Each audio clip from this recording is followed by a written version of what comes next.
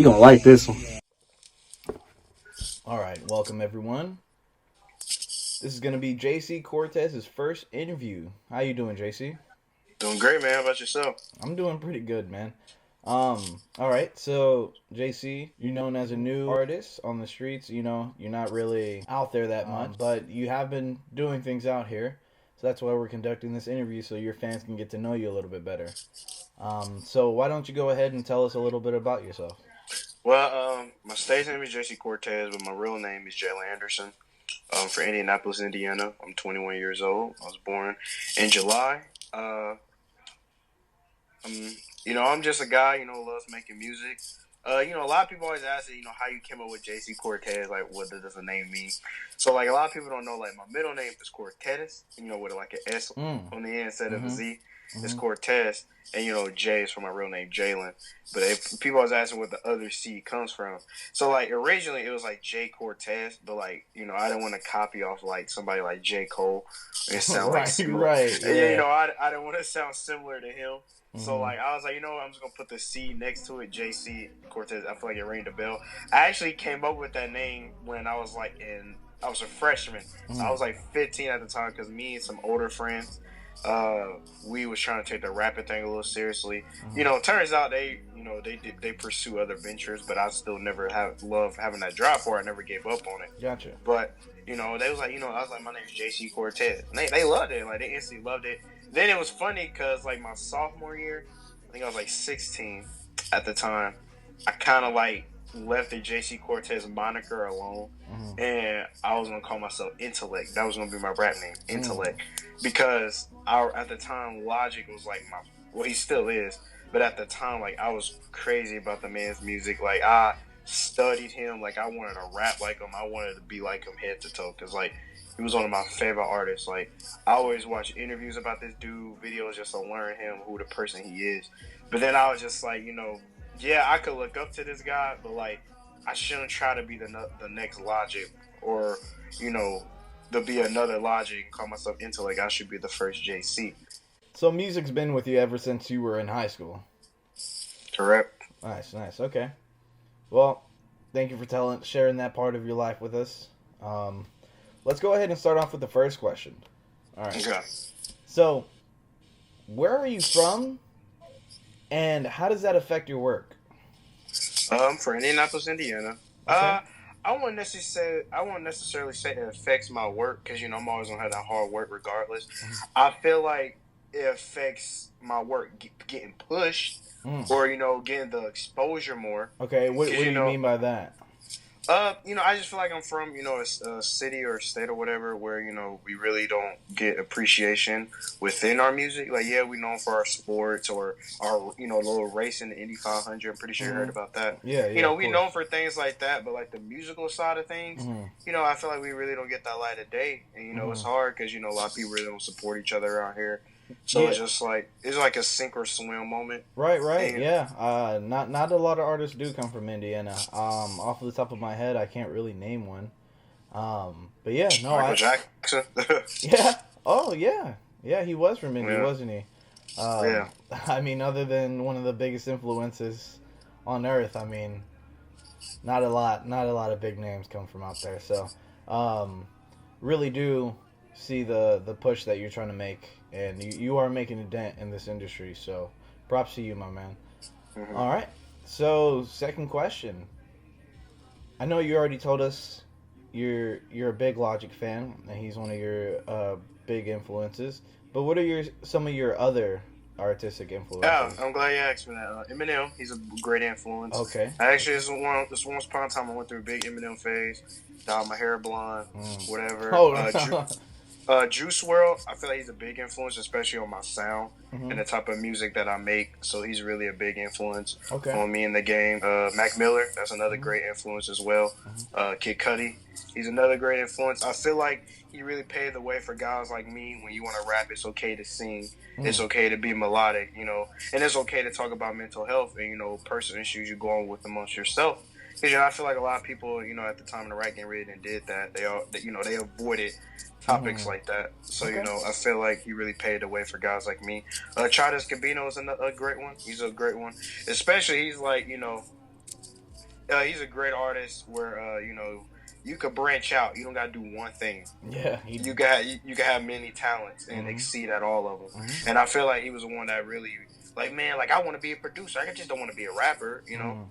And you know, he really showed me, you know, there's other ways to express yourself, you know, through talents. And I feel like the last one that really influenced me is Kanye West. It's another great one of my biggest influences.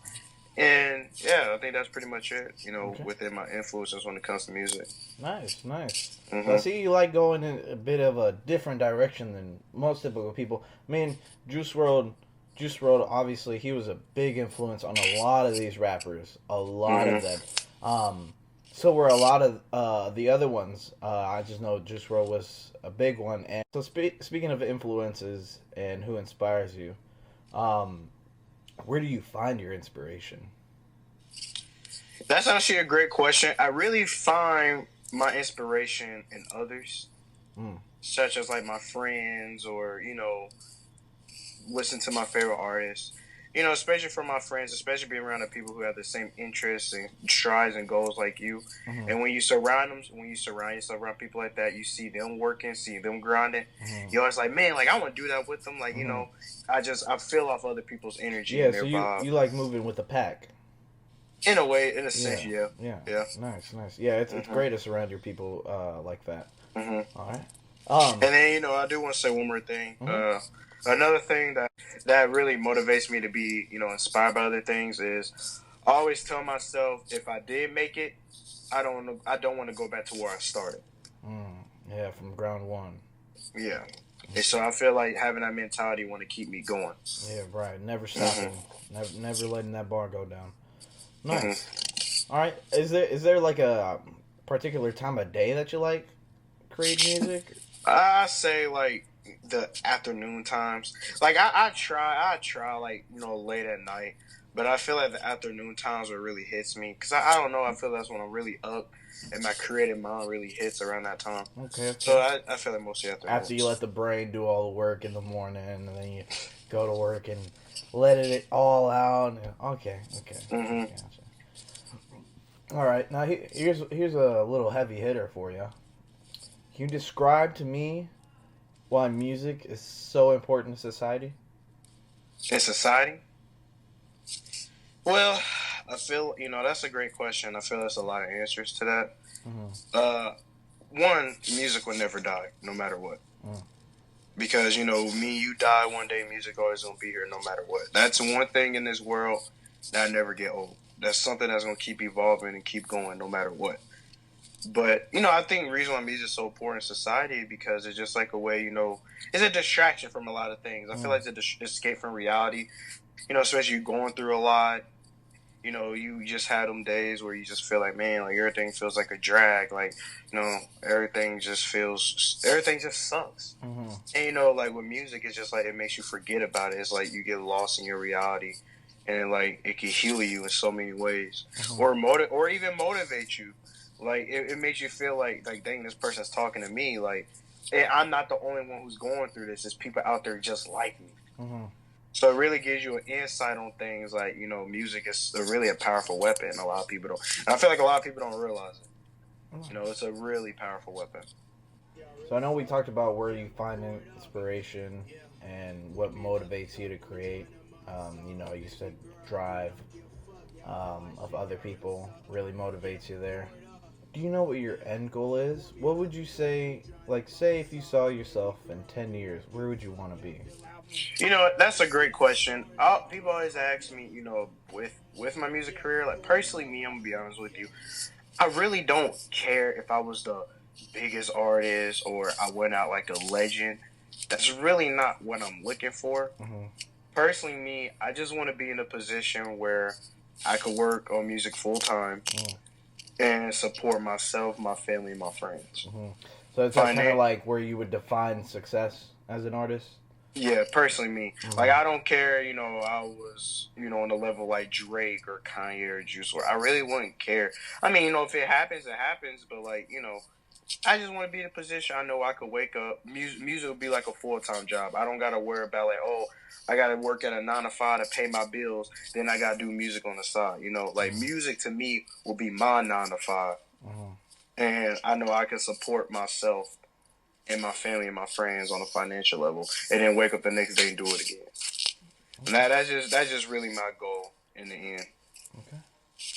Now, tell me, as a young rapper, you don't really have a lot of resources to just go all in into making music. I know you said that would be like your end goal, where music would be your one support, like your mainstream of money, essentially.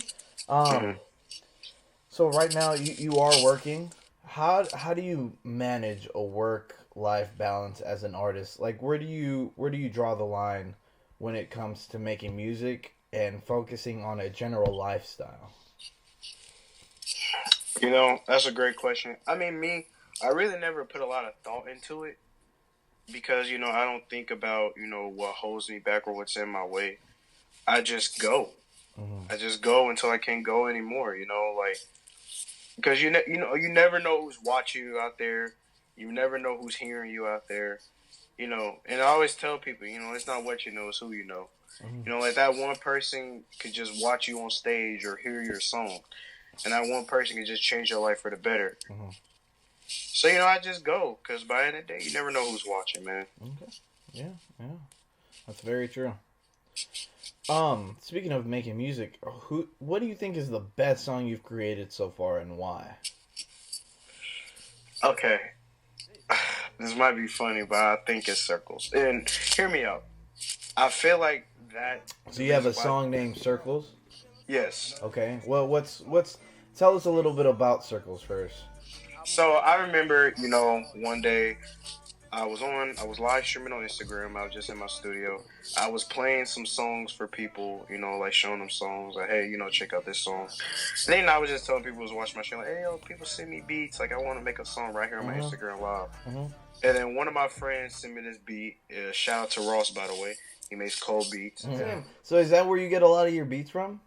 Yeah, the reason why I say go to his beats because I just feel like he has that sound that I'm looking for when it comes to my music. And I'm really picky about my production side of things because I want it to sound very perfect to me. Because I feel like if my music ain't good to me, it ain't good to nobody.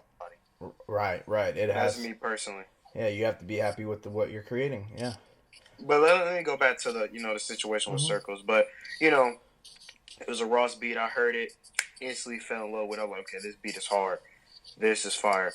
So I literally just started. I started mumbling and freestyling, coming up with a melody in my head, and then it immediately hit me. I started writing it, and to be frank with you, man, the meaning behind Circles. If you listen to the lyrics, she got me going circles. Remember those songs? She gave me missed signals. Basically, it's about like experience I went through in my life with girls. I'm gonna make this shirt sweet, by the way. But basically, you had a girl.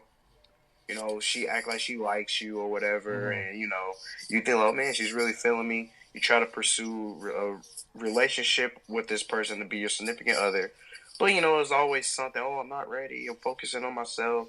Okay, then you try to move on. Then she gets mad at you trying to move on. So then you're like, okay, do you like me? Do you not like me? And it's just like she gives you the runaround, Yeah. Just She just got you going circles. Pretty much, yeah.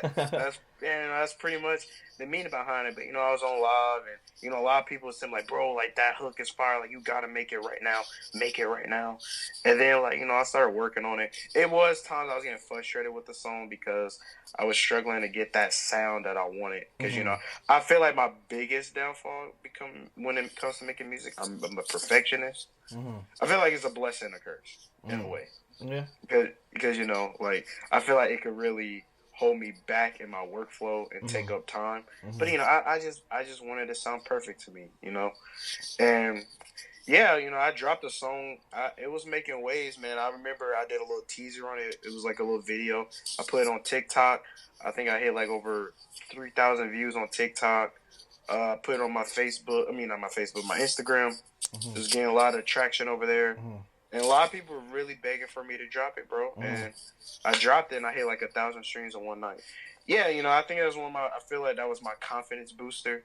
Because, I always ask myself, my music really good enough? Am I really good enough? And I feel like when I made that song, it, like, realized, like, man, like, I'm here to stay. Like, I got this. Like, I can actually do this. And I feel like it helped me got that sound that I wanted. And, yeah, yeah.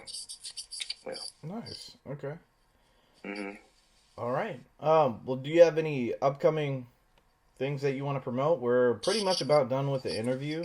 This is your time right now. If you want anything to be promoted, this is your time right here. Okay. Well, I actually got an album I'm working on. I don't know a name for it yet. I'm still in the process of doing that. I'll let you know in advance whenever I come up with it. Okay. But I'm actually working on an album, by the way. I plan on releasing it around spring of March or end of February. That's around the time I'm trying to get it done. Okay. But yeah, I'm actually in the works of doing that. So, Yeah, that's pretty much what I got in on so the works. be on the lookout for an album from JC Cortez. And you don't have an album yet, do you? No, this is actually my debut, my first album. This will be your first one. That's pretty exciting stuff, man. Mm-hmm. I'm excited for you. No, thanks, man. Thanks. All right. Well, it was definitely a pleasure to have this experience with you, JC Cortez. And we'll leave it there. You can say goodbye. All right. Later, guys. My name is JC Cortez, and, to all my supporters, just thanks whoever believes in my vision, and I hope I make it out there one day. Thank you, guys. Have a good night. Okay, I gotta move fast. Fuck you, bitch. You can kiss my ass. But this verse about to be fire.